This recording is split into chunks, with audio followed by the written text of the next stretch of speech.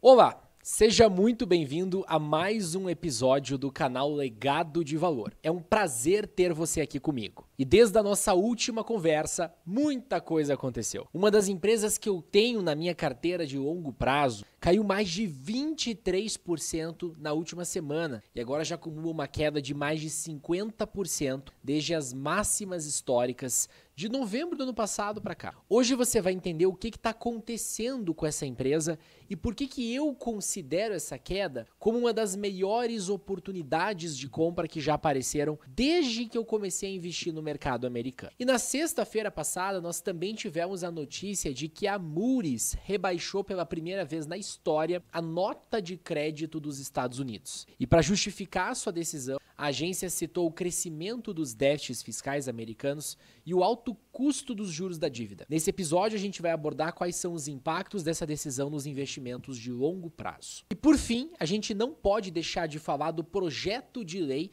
que está prestes a ser aprovado no Congresso americano, que promove cortes de impostos, novas regras para benefícios sociais e investimentos bilionários em defesa. O presidente dos Estados Unidos, Donald Trump, está pressionando os congressistas e senadores republicanos a aprovarem o que ele chama de a One Big Beautiful Bill, um projeto de lei que reforça a sua agenda econômica de campanha. Na tradução para o português seria algo como o grande e lindo projeto de lei. Então, como você pode ver, a gente tem muito o que conversar hoje e o episódio vai estar bem completo. Só antes da gente começar, deixa eu me apresentar, principalmente se você é novo aqui no canal. Meu nome é Felipe Dabu e esse canal nasceu com um propósito muito claro: documentar a minha jornada de construção de patrimônio, investindo nas melhores empresas do mundo e no mercado mais promissor do mundo para construir riqueza no longo prazo, o mercado americano. Esse projeto começou em abril de 2022, quando eu fiz o primeiro aporte na minha carteira internacional. Desde então, todos os meses eu compro novas ações, sigo uma estratégia muito bem definida e compartilho tudo isso aqui com você. A ideia é muito simples: investir nas melhores empresas do planeta, aquelas que têm um longo histórico de crescimento da receita e dos lucros, aquelas com excelentes modelos de negócios e fortes vantagens competitivas. Toda semana a gente tem pelo menos um vídeo novo aqui no canal, com atualizações da minha carteira, conteúdo educacional, análises do mercado e, claro, reflexões importantes sobre o cenário do momento e as oportunidades que vão surgindo. Aqui a gente tem total transparência. Eu mostro tudo que eu estou comprando, cada movimento que eu estou fazendo dentro do mercado. Para você acompanhar tudo isso de perto, já deixa o teu like aqui embaixo, se inscreve no canal e ativa o sininho das notificações. E só para reforçar, nada aqui é feito no improviso, tudo segue um plano, uma lógica bem estruturada e que tem um único objetivo: construir riqueza no longo prazo investindo nas melhores empresas do mundo. E lá na frente, viver de um patrimônio e de uma renda passiva em dólar, em moeda forte. Se você quiser entender esse plano nos mínimos detalhes, eu gravei um mini curso completo aqui no canal. Foi a primeira série de vídeos que eu postei no YouTube. Eu vou deixar um card aqui em cima e o link na descrição para você acessar. Vamos direto ao ponto. Por que as ações da United Health, uma das maiores e mais respeitadas empresas do setor de saúde do mundo, caíram mais de 50% nos últimos meses? Primeiro, é importante entender que essa queda não foi causada por um único problema. Ela é resultado de uma sequência de eventos graves que foram se acumulando e minando a confiança do mercado de pouco a pouco. Foi se formando uma verdadeira tempestade perfeita. Tudo começou lá em fevereiro de 2024, quando a United Health foi alvo de um dos maiores ataques cibernéticos da história do setor de saúde dos Estados Unidos. O alvo foi a Change Healthcare, uma empresa que a United Health havia comprado recentemente e que seria responsável por uma função crítica no sistema de saúde americano. Ela atua como intermediária entre clínicas, hospitais, médicos, seguradoras e planos de saúde, processando pagamentos, autorizações e informações clínicas. Ou seja, ela é o sistema operacional que conecta quem presta o serviço com quem paga por ele. Quando os hackers invadiram a Change, eles paralisaram completamente essa engrenagem.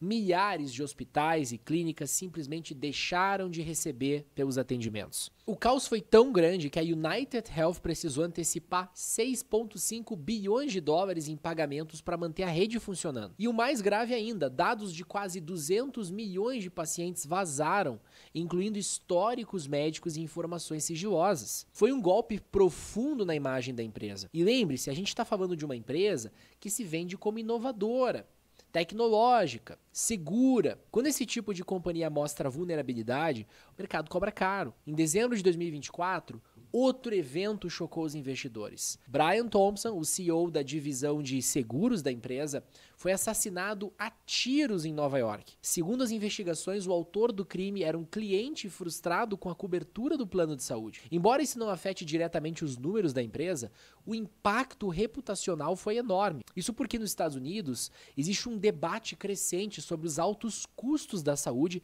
e as negativas de cobertura. Esse episódio acabou virando um símbolo da insatisfação popular com as seguradoras. A consequência, a imagem da United Health ficou ainda mais fragilizada e novamente o mercado puniu a ação. Mas até aí ainda estava tudo bem. As ações caíram, mas logo estabilizaram próximo das máximas históricas. Até que veio o baque de verdade. Em maio de 2025, este mês, a empresa anunciou os resultados do primeiro trimestre e pela primeira vez em mais de 10 anos ficou abaixo das expectativas de lucro. E aqui vale uma explicação mais profunda sobre o porquê que isso aconteceu. O principal motivo foi um aumento inesperado nos custos médicos, especialmente entre os clientes atendidos pelo Medicare Advantage, um plano de saúde público para idosos administrado por empresas privadas como a United Health. Funciona mais ou menos assim. O governo americano paga uma quantia fixa por mês para a United Health cuidar de cada paciente idoso. Só que quem define essa quantia é a própria empresa, com base em estimativas do passado. A United Health, então, usa esse valor para cobrir todos os custos com exames, consultas, cirurgias, internações e etc. Se ela fizer uma estimativa correta e ainda conseguir manter os custos sob controle, ela lucra. Se os custos ultrapassarem o valor repassado, ela tem que tirar do próprio bolso a diferença, perdendo dinheiro. O problema é que em 2024 e 2025 houve um pico no uso dos serviços de saúde pelos idosos, muito acima do que as empresas estimavam. Consultas adiadas desde a época da pandemia, novas terapias caras, procedimentos acumulados, tudo isso explodiu os gastos. A empresa não conseguiu ajustar os preços a tempo porque os contratos do Medicare são anuais. Ou seja, ela teve que arcar com o prejuízo. O resultado foi queda nas margens, revisão para baixo da projeção de lucro do ano e o mercado reagiu derrubando as ações em mais de 20% num único dia. Dias depois da divulgação dos resultados, o então CEO da empresa, Andrew Witty, renunciou ao cargo, alegando motivos pessoais. E aqui entra o lado psicológico do mercado. Vamos lá, quando uma empresa está enfrentando dificuldades e o CEO simplesmente sai, isso aumenta ainda mais o nervosismo dos investidores. É como se o comandante abandonasse o navio no meio da tempestade. E para fechar esse ciclo de notícias ruins, surgiu em maio mais uma bomba. O Departamento de Justiça dos Estados Unidos abriu uma investigação criminal contra a United Health por possível fraude nos reembolsos do Medicare Advantage. A acusação é que a empresa teria praticado o chamado upcoding, ou seja, inflado artificialmente os diagnósticos dos pacientes para receber pagamentos maiores do governo. A empresa negou ter sido formalmente notificada, mas a simples notícia de que pode haver uma fraude em investigação foi suficiente para acender a narrativa de caos e derrubar as ações mais uma vez, com queda de 13% num único dia. E aí vem a pergunta que você deve fazer. Felipe, diante de tudo isso, você ainda está comprando ações dessa empresa? E a minha resposta é sim. Na data que eu estou gravando esse vídeo, eu comprei mais $1.500 em ações da United Health. Isso porque eu acredito que o que está acontecendo com a United Health é uma crise de confiança e não uma deterioração nos fundamentos. A queda de mais de 50% nas ações reflete sentimento e não valor intrínseco. É uma reação emocional e especulativa, e na minha opinião exagerada, a uma sequência de eventos negativos. Mas os fundamentos do negócio continuam sólidos. Sim, o lucro da empresa deve cair pontualmente agora em 2025, por conta dos custos médicos mais altos e das despesas extraordinárias do ataque cibernético, mas essa é uma queda pontual e passageira e não algo estrutural. A própria empresa, antes de suspender o guidance, ainda projetava uma retomada do crescimento de lucro entre 13% e 16% ao ano a partir de 2026. Ou seja, a tese de longo prazo continua intacta. A tese de que a United Health é uma das melhores empresas do mundo para se ter em carteira. Já tem vídeo no canal sobre ela, mas vamos falar do negócio em si outra vez. A United Health Group é simplesmente a maior empresa de saúde do mundo, com mais de 200 milhões de clientes. Ela também é a maior seguradora dos Estados Unidos e uma das empresas com crescimento mais consistente de receita, lucro e geração de caixa da última década. Se liga nos números, cara, de 2005 para cá, a receita cresceu ano após ano, sem falhar, saindo de 45 bilhões de dólares para 400 bilhões. Isso representa um crescimento médio superior a 12% ao ano, todo ano, sem falhar. No mesmo período, o lucro líquido saiu de 3,3 bilhões para 23 bilhões de dólares, um crescimento médio de 11% ao ano. Em 2024, ele caiu para 14,4 bi, mas ainda assim foi o quinto maior lucro da história da empresa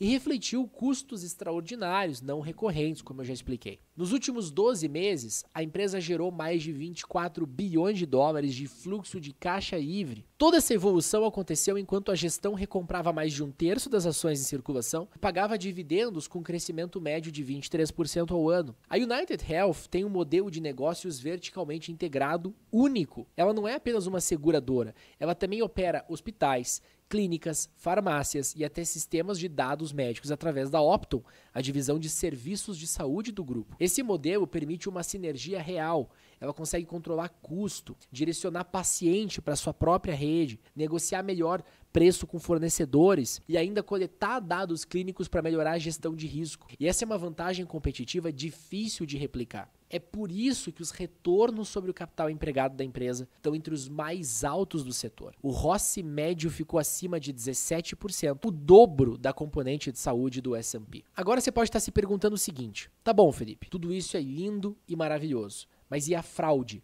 Será que esses números que você está me mostrando aqui são reais? Essa é uma dúvida legítima. Afinal, o DOJ abriu uma investigação criminal por suposto upcoding, que é o ato de inflar artificialmente diagnósticos para receber mais dinheiro do Medicare. Mas é que é importante contextualizar. A United Health já esteve sob escrutínio regulatório diversas vezes nos últimos 20 anos. É natural, dado o tamanho dela e o nível de atuação que ela tem no sistema público de saúde americano. Até hoje, dezenas de auditorias independentes e investigadores analisaram os números da empresa e nunca foi comprovado nada de errado. Nunca foi comprovado nenhuma fraude. O que pode estar acontecendo aqui é o endurecimento do governo com relação ao modelo do Medicare Advantage como um todo. E a United Health, por ser líder de mercado, vira o alvo natural. Além disso, a empresa nega ter sido formalmente notificada. E tudo o que a gente tem até agora são manchetes, não acusações formais. Mas tem algo no meio dessa história toda de fraude que me tranquiliza muito. Imediatamente após a renúncia do CEO, o conselho de administração da United Health fez um movimento de mestre. Eles trouxeram de volta Stephen Hemsley, que já havia sido CEO da United Health entre 2006 e 2017. O Hemsley é uma lenda na empresa.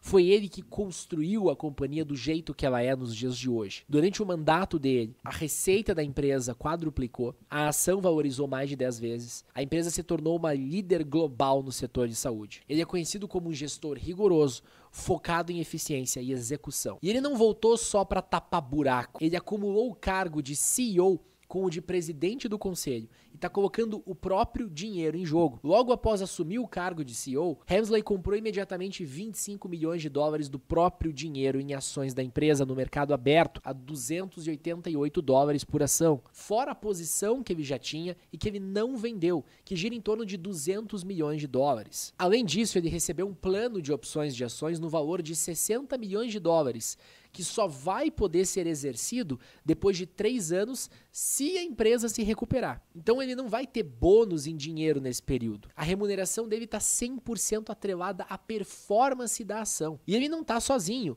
O CFO, John Rex, comprou mais de 5 milhões em ações e diversos diretores do conselho também aumentaram a posição nessa queda. Isso é o que a gente chama de skin in the game de verdade. Eles não estão só dizendo que a empresa é boa, eles estão colocando milhões de dólares do próprio dinheiro nisso. E eu entendo o lado deles. Como insiders, eles conseguem ver que tudo isso não passa de uma crise de confiança, não refletindo o real valor intrínseco da empresa. Isso nos leva ao valuation. Hoje a United Health negocia a 11 ou 12 vezes o lucro estimado.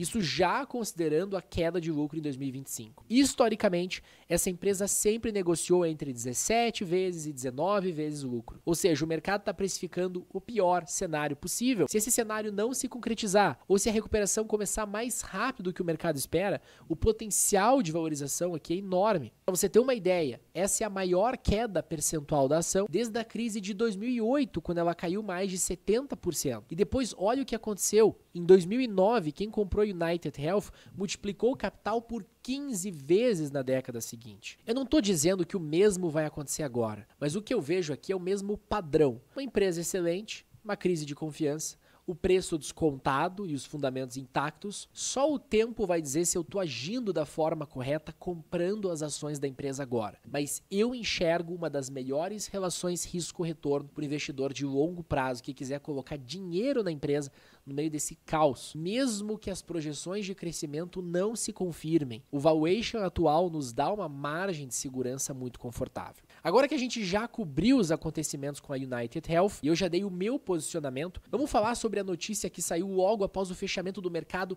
na sexta-feira passada. Num movimento histórico, a agência de risco Moody's rebaixou a nota de crédito dos Estados Unidos pela primeira vez em mais de um século. Sim, é isso mesmo. Os Estados Unidos perderam o seu selo de nota máxima, o famoso AAA. E esse rebaixamento é muito mais do que um gesto simbólico. Ele escancara uma ferida antiga e mal resolvida na economia americana. A trajetória insustentável da dívida pública. Segundo a Moody's, o motivo de rebaixamento é direto. Os Estados Unidos vêm mantendo déficits fiscais muito elevados, ano após ano, sem nenhum plano concreto de reversão dessa trajetória. Hoje a dívida pública americana já ultrapassa os 36 trilhões de dólares, algo em torno de 124% do PIB. E o que mais preocupa é que só os juros dessa dívida já consomem quase 1 trilhão de dólares por ano. Se essa tendência continuar, os gastos com juros podem, em pouco tempo, superar todo o orçamento da defesa nacional ou até mesmo da saúde pública. E aí você pode estar se perguntando o seguinte: tá bom, Felipe, mas o que isso tem a ver comigo, que invisto ou quero investir em ações americanas? Tem tudo a ver. Quando o governo está muito endividado, ele precisa pagar juros mais altos para atrair quem vai financiar essa dívida. E quando os juros sobem, todo o custo de capital da economia sobe junto. É como se as empresas tivessem que competir com o governo para captar recursos. Isso afeta diretamente a atividade produtiva. Empresas passam a investir menos, financiamentos ficam mais caros, o PIB cresce menos. E claro, os múltiplos de valuation das ações caem, porque os lucros futuros valem menos no ambiente de juros mais altos. Ou seja, esse movimento não é apenas macroeconômico, ele tem impacto direto na sua carteira de investimentos, na performance das empresas e nos retornos que você vai colher lá na frente. E aqui entra um detalhe que pouca gente percebeu. O rebaixamento da Moody's aconteceu no mesmo dia em que um projeto de lei polêmico da nova administração Trump foi pautada por uma comissão no Congresso americano. Estou falando da chamada One Big Beautiful Bill, um nome carismático, mas que esconde uma proposta fiscal bastante controversa. Esse projeto de lei é uma tentativa do Trump de empacotar numa única medida várias promessas de campanha. A proposta inclui desde cortes permanentes nos impostos para pessoas físicas e jurídicas, até isenção de impostos sobre gorjetas e horas extras para trabalhadores de renda média e baixa. Ela também prevê deduções no financiamento de automóveis, incentivos fiscais para empresas que investem em capital produtivo e um aumento significativo nos gastos com defesa e segurança de fronteira. Em resumo, menos arrecadação e mais despesa pública. Um impulso fiscal forte, sem contrapartidas claras para equilibrar as contas. Veja bem, eu não estou criticando cortes de impostos. Na minha opinião, eles são sempre bem-vindos, desde que exista um equilíbrio das contas públicas. Se você abre mão de parte da receita, é necessário cortar gasto, mas parece que esse não é o caso. Segundo estimativas independentes, essa proposta pode aumentar a dívida americana em mais de 3 trilhões de dólares nos próximos 10 anos. Perceba, enquanto a Moody está dizendo que os Estados Unidos precisam cuidar melhor das finanças, o governo está, na prática, dobrando a aposta em cima da dívida, com uma política que aumenta ainda mais os déficits. E aqui é importante ser justo. Esse tipo de estímulo pode, sim, gerar benefícios no curto prazo. Ao reduzir impostos e aumentar a renda disponível das famílias, você estimula o consumo. E isso pode beneficiar diretamente empresas de todos os setores da economia. A isenção de impostos sobre horas extras, por exemplo, melhora a renda líquida de milhões de trabalhadores. Isso tende a voltar para a economia em forma de demanda. Já os incentivos fiscais para empresas podem acelerar investimentos em expansão tecnológica e inovação. Então, sim, existe um lado positivo, especialmente para alguns setores da bolsa, mas a outra face da moeda precisa ser vista com a mesma clareza. Esse tipo de estímulo fiscal feito sem responsabilidade com o equilíbrio das contas públicas pode provocar efeitos colaterais sérios no médio e longo prazo. Com mais dívida sendo emitida, os juros podem subir ainda mais. E juros mais altos comprimem os valuations das empresas, principalmente aquelas que têm parte relevante dos seus lucros precificados no futuro, como é o caso de muitas empresas de tecnologia. Existe também o risco de que esse estímulo excessivo impulsione a demanda sem que haja um aumento proporcional de oferta. Isso pode reacender a inflação. Se a inflação voltar com força, o Fed vai ser forçado a manter a política monetária apertada por mais tempo, o que pode frear a atividade econômica e novamente pressionar as bolsas. Mas isso tudo é especulação, tá? A gente não tem como saber o que de fato vai acontecer. Mas é bom se preparar sempre para o pior cenário possível. Eu penso assim. E neste caso, a estratégia não muda, mesmo nos cenários mais pessimistas. Juros elevados, inflação mais persistente. Ainda assim, o melhor lugar para estar é dentro dos ativos. Isso porque empresas de qualidade, com modelos de negócios sólidos, são justamente aquelas que conseguem repassar preço, proteger margens, manter sua rentabilidade e até se beneficiar desses ambientes mais pressionados. São essas empresas que absorvem o excesso de liquidez da economia. Elas capturam valor ao longo do tempo, elas preservam e multiplicam o poder de compra do teu dinheiro. E é por isso que, como investidor de longo prazo, você precisa manter o foco no essencial. Porque apesar de todo esse ruído macroeconômico, você não controla o que o Congresso vai aprovar. Você não controla o que o Fed vai fazer. Mas você controla aonde você coloca o teu dinheiro. Eu continuo firme na minha estratégia. Investir mês a mês nas empresas mais resilientes e mais lucrativas do planeta. Empresas com grande histórico de lucratividade, crescimento de receita, geração robusta de caixa, modelo de negócio perene e vantagens competitivas que permitem crescer mesmo quando o cenário é adverso. Empresas que têm tudo para continuar gerando valor por décadas. Esse é o coração da filosofia aqui do canal Legado de Valor. E é por isso que mesmo com toda essa tempestade no cenário macro, eu sigo comprando ações da United Health, por exemplo, igual eu mostrei aqui. Porque no fim das contas, é isso que constrói riqueza no longo prazo. Participar dos lucros das melhores empresas do mundo, mês após mês, ano após ano. E se a gente ainda puder pagar barato por elas, melhor ainda. Bom, hoje nós ficamos por aqui. Se esse episódio fez sentido para você, já deixa o teu like aqui embaixo, se inscreve no canal e compartilhe esse conteúdo com alguém que também esteja construindo patrimônio. Muito obrigado por me acompanhar até aqui. A gente se vê no próximo episódio do Legado de Valor. Até mais.